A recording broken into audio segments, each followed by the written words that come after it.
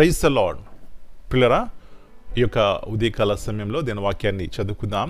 పరిశుద్ధ గ్రంథంలో నుండి సామెతల గ్రంథము 12వ అధ్యాయం 28వ వచనం. Proverbs 12 and verse 28. నీతి మార్గమునందు జీవము కలదు, దాని త్రోవలో మరణమే లేదు.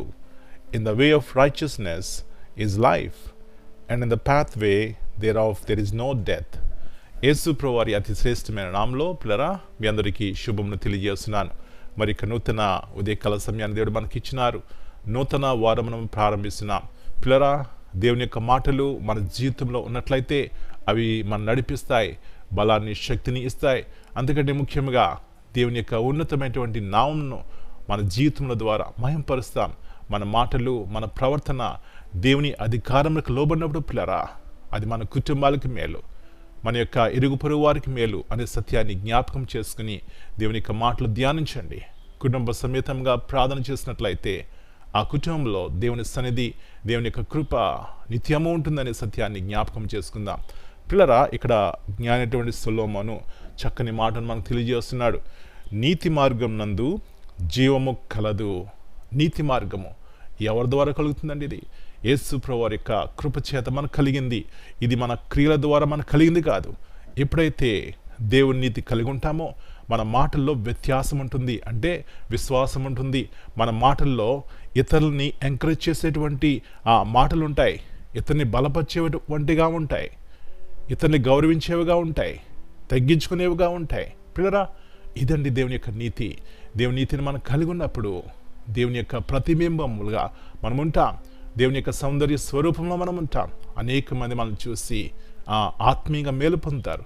శారీరకంగా కూడా వారి జీవితాల్లో మన ద్వారా వెలుకరంగా ఉంటాం, ఆరోగ్యకరంగా ఉంటాం. అలాంటి కృప ఉదయకాల సమయంలో మన ద్వారా అనేక మందికి దేవుడు దయచేయను గాక. ప్రార్థన చేసుకుందాం.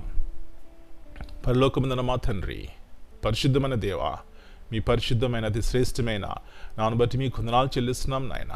అవును, మీ యొక్క మార్గములు నీతిగలవి, మీ మార్గములు సత్యమైనవి ప్రభువా, మీ మార్గములు జీవమిచ్చేవి, మీ మార్గములు, మీ మాటలు పరిశుద్ధమైనవి. కాబట్టి ఉదయకాల సమయంలో ఈ యొక్క పరిశుద్ధమైనటువంటి మాటలు బట్టి మీ వందనాలు నాయన. ఎప్పుడైతే మీ మార్గములు మా జీవితంలో నిలిచి ఉంటాయో అవి మాకు జీవాన్ని ఇస్తాయి, మమ్మల్ని ఉజ్జింపచేస్తాయి, బలపరుస్తాయి, జ్ఞానాన్ని ఇస్తాయి, ఆరోగ్యాన్ని ఇస్తాయి ప్రభువా. కాబట్టి విలువైనటువంటి జ్ఞానమును యేసు ప్రభువారి ద్వారా మీరు మాకు ఇచ్చిన విధానం బట్టి మీకు వందనాలు చెల్లిస్తున్నాం. కాబట్టి ప్రాక్టికల్గా ఈ గొప్ప సత్యములు కలిగిన వారమై శాంతి సమాధానముతో నీతిగా దేవుని కొరకు జీవించడానికి సహాయం చేయండి. తద్వారా మేము, మా కుటుంబాలు తరతరములు ప్రభువా దీవించబడతాయి.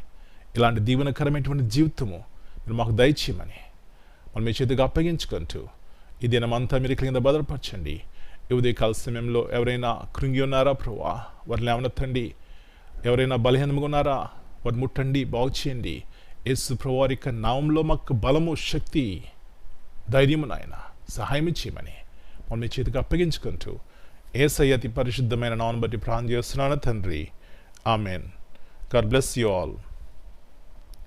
My dear brothers and sisters, greetings in the precious name of our Lord and Savior Jesus Christ. And this morning we read from Proverbs chapter 12 and verse 28. In the way of the righteous there is life. This verse reminds us that the path of righteous is not just about rules or outward actions. It is the way of true life. Choosing righteousness brings peace, joy, and fulfillment here on earth, but it also points to eternal life with God. Amen.